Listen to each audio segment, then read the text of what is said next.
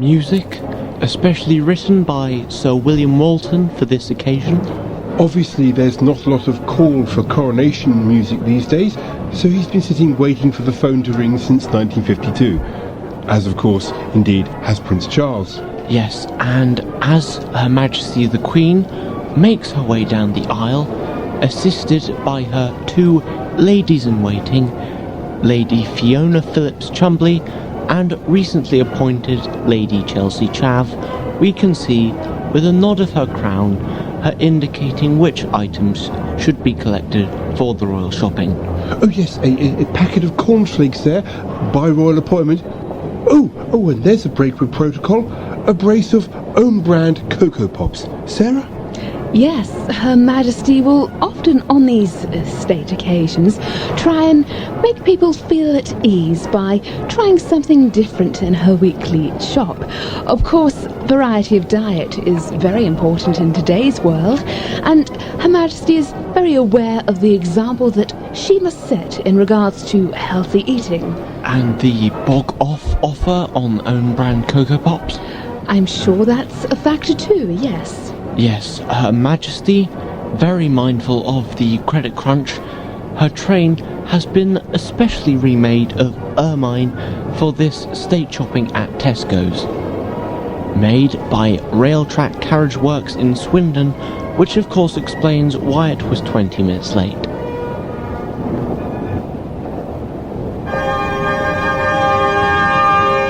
And now we come to the climax of the whole ceremony, the checkout. And there's the Duke of Edinburgh quietly sneaking an extra bottle of scotch into the trolley while Her Majesty isn't looking. I'm sure that when she gets home and checks the bill later, she'll make him pay her back for it. Of course, and there's today's checkout girl, Glenda Trollope, especially selected for this occasion because of her work with mentally handicapped animals as a parliamentary secretary. Oh, and as she curtsies to Her Majesty, she will now utter the first time-honoured ceremonial phrase. Alright, would you like any help packing? To which Her Majesty will give the formal response, No, thank you. The girls can do it for my husband and I. And as you can see, as Glenda runs the items over the scanner, Lady Chelsea moving to help Her Majesty pack into the royal reusable bags. This is the second year that Her Majesty has reused bags to help reduce her carbon footprint. And, of course, to get the green club card points. Yes, indeed. And yes, I can see a copy of Heat magazine going through there. Unexpected, Sarah? No, I think Her Majesty is interested as anyone else in GMTV's Kate Getaway's Binge Diet Hell. Ah, yes, and as the last item is scanned, there indeed is the royal purse.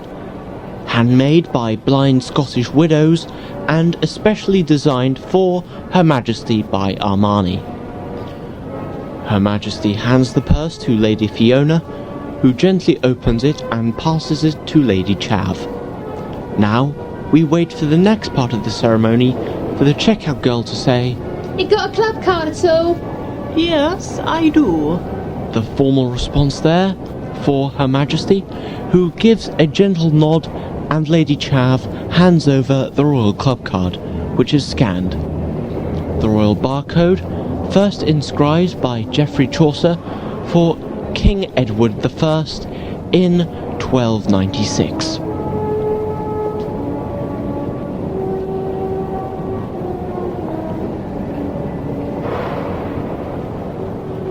And with the main part of the ceremony over, Her Majesty pays for her royal shopping using the royal debit card. Obviously we did know how much Her Majesty has in her private account, but with the royal holiday at Balmoral coming up, and with the whole extended royal family gathering, I would imagine she'll have to budget pretty carefully. Yes, this could explain the barbecue sticks. Lady Chelsea there, wheeling away the trolley as the royal party prepares to depart until next week, when it'll be Sainsbury's turn to host the royal shopping. And next, We believe on her way home, Her Majesty will fill up with petrol at the garage. Yes, of course, Her Majesty was a vehicle driver in the war, so will be fully versed in pay-at-pump procedures. And there she goes, picking up the free ads magazine on her way out, pausing only to buy a lottery ticket.